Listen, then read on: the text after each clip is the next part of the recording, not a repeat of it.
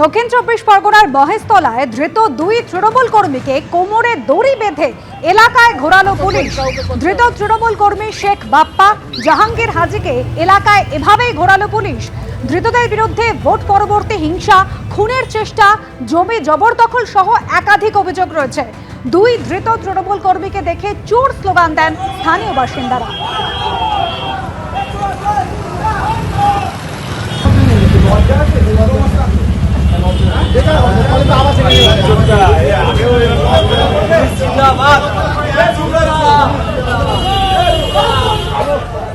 আর এর আগে গত সোমবার হাওড়ার শিবপুরে তৃণমূল নেতার কোমরে দড়ি বেঁধে রাস্তায় ঘোরায় পুলিশ। গেঞ্জি হাফ প্যান্ট পরিয়ে শিবপুরে ত্রাস, শামীম আহমেদকে এভাবেই ঘোরালো পুলিশ। ভোট গণনার পর শিবপুরে গুলি বোমা কাণ্ডে গ্রেফতার করা হয়েছিল শামীম আহমেদকে। আপনারা দেখলেন পাটক্ষেতের মাটির নিচ থেকে একেবারে গুপ্তধনের হদিশ, প্রচুর টাকার বস্তা উদ্ধার হয়েছে, ট্রলি ব্যাগ পাওয়া গেছে। কিন্তু এই টাকার উৎস কি কারণে তৃণমূল নেতা এইভাবে মাটির নিচে টাকা লুকিয়ে রেখেছিল? সরাসরি কথা বলবো। আবির দত্ত আমাদের সঙ্গে রয়েছেন। আবির, গ্রামবাসীদের অনেকে অভিযোগ করছেন যে আবাস পাইয়ে দেওয়ার নামে নাকি কাটমানি নেওয়া হতো, তাহলে কি সেই কাটমানির টাকাই এইভাবে লুকিয়ে রাখা হয়েছিল?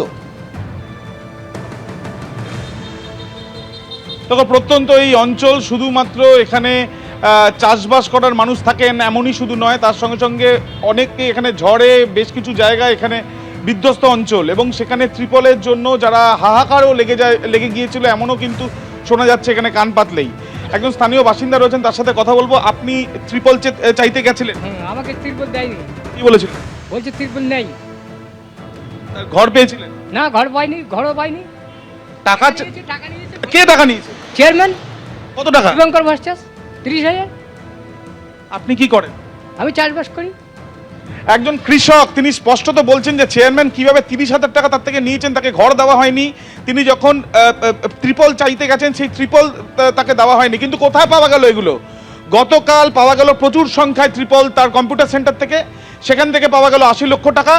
আজকে দেখা যাচ্ছে মাটি খুঁড়ে বস্তায় বস্তায় টাকা উদ্ধার হচ্ছে। কাদের টাকা নেওয়া হয়েছে? যে অঞ্চলে আমরা দাঁড়িয়ে আছি সেই অঞ্চলে একজন ব্যক্তি আমাদের দেখে এসে সামনে এলেন। তিনি স্পষ্টত বলছেন যে তার কাছ থেকে টাকা নেওয়া হয়েছে এবং তিনি পাননি তার ঘর। এমনকি তিনি বলছেন যে ত্রিপল চাইতে গেছেন, একটা ত্রিপল, যে ত্রিপল সম্পূর্ণভাবে যারা বিপর্যস্ত থাকেন ঝড়ে বা বন্যায় তাদেরকে সাহায্যের জন্য দেওয়া হয়। সব জায়গাতেই এটাই নিয়ম, এবং সেই ক্ষেত্রে এই যে ত্রিপল মজুত করে রাখা হয়েছে, কিন্তু যিনি চাইছেন তিনি পাননি, অথচ উদ্ধার করে এখন পাচ্ছে পুলিশ। এতদিন ধরে পাওয়া যায়নি তার এইসব ত্রিপল। এবং শুধু তাই নয়, গুপ্তধন, টাকার পর টাকা, বস্তায় বস্তায় টাকা, অথচ সাধারণ মানুষের 30,000 টাকা নিয়েও তিনি ঘর পাননি। অর্থাৎ বোঝা যাচ্ছে যে কিভাবে এই যে টাকা নেওয়া হয়েছে, টাকা মাঠে একেবারে পাটক্ষেত, এই যে রাস্তায় আমরা দাঁড়িয়েছি এখান থেকে প্রায় 2 কিলোমিটার দূরে, সেই পাট খেতে বস্তার মধ্যে করে মাটি খুঁড়ে রেখে দেওয়া হয়েছে। অর্থাৎ এই যে পরিকল্পনা, সেই পরিকল্পনা কতটা মারাত্মক এবং সাধারণ মানুষের অধিকার কিভাবে হরণ হয়েছে সেটাই কিন্তু পড়তে পড়তে স্পষ্ট হচ্ছে। আবির, ধন্যবাদ। এবিপি আনন্দ, এগিয়ে থাকে, এগিয়ে রাখে।